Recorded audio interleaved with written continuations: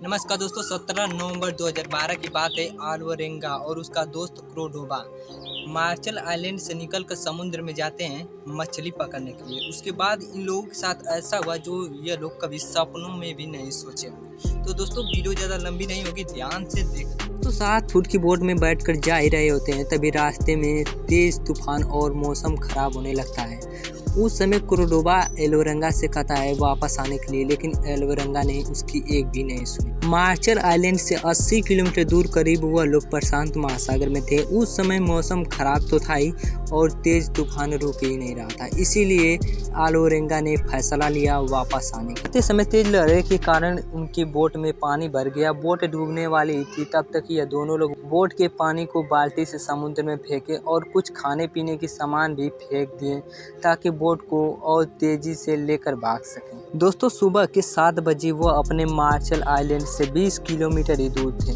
जहां से उनका गांव दिख रहा। तभी इनके बोट का इंजन खराब हो जाता है। एलोरेंगा रेडियो से अपने बॉस को कॉल किया, बोला कि मुझे बचा लो, मेरा इंजन खराब हो गया है। उनका बॉस बोला कि अपना एंकर डाल दो और जहाँ हो वहीं रुक जाओ। उस समय एलोरेंगा को याद आया कि वह एंकर लाना ही भूल गया। वह बॉस से बोला कि बॉस मैं एंकर लाना ही भूल गया हूँ।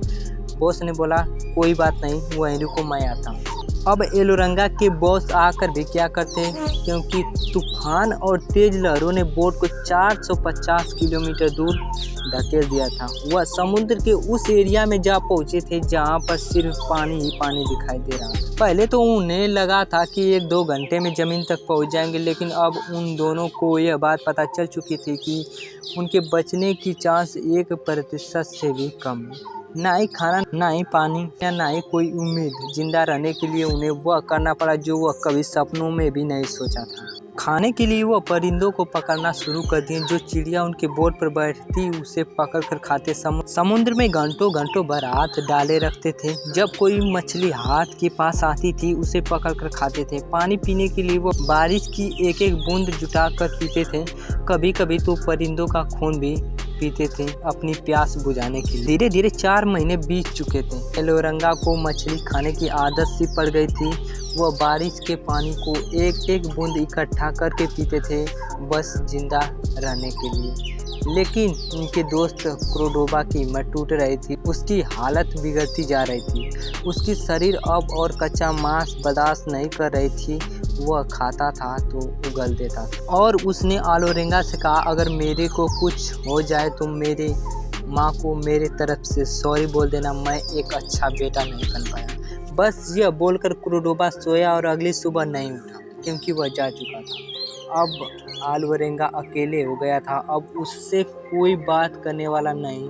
हर रोज उससे एक बात की डर लगी रहती थी, कहीं आज की यह मेरी आखिरी रात ना हो। एक दिन उसे समुद्र में करीब 20 शिप गुजरती हुई दिखाई दिया और ऊपर उड़ रहे कुछ हवाई जहाज। एलोरेंगा ने बहुत चीखा चिल्लाया, लेकिन शिप दूर होने के कारण ना ही कोई एलोरेंगा की बात को सुन पाया और ना ही शिप वाले एलोरेंगा के बोट को देख पाए, क्योंकि वह बहुत दूर थी। देखो एलोरेंगा 99% मर चुका था, 1% जिंदा था।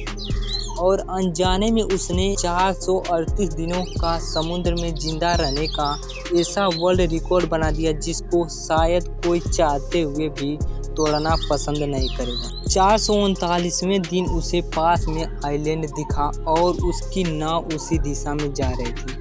आइलैंड के पास पहुंचते ही उसने समुद्र में कूदा और पानी की लहरों के सहारे उसने तैरकर आइलैंड पर चल गया। और उसके पास अब इतनी भी शक्ति नहीं थी कि वह उठ सके। वह आइलैंड पर लेटा रहा और बेहोश हो गया। उसकी जब आँख खुली तो वह उस आइलैंड के लोकल गार्ड को पाया। एलोरेंगा ठीक होते ही उसे उसके देश भेज दिया गया। जब वो अपने फैमिली के पास पहुंचा तो लोगों को बहुत बड़ा झटका लगा, क्योंकि सब यह मान चुके थे कि एलोरेंगा अब इस दुनिया में नहीं रहा। उसे जिंदा देखकर उसकी माँ और उसकी बेटी फातिमा खुशी से रोने लगी। दोस्तों एलोरेंगा एक 438 डेज के नाम से बुक पब्लिश करते हैं। उसके बाद इनके दोस्त क्रोडोबा को जान से मारने का इल्जाम लगाकर इनके ऊपर केस कर दिया जाता है। दोस्तों यहाँ तक आप वीडियो देख रहे हैं, इसके लिए तहे दिल से धन्यवाद।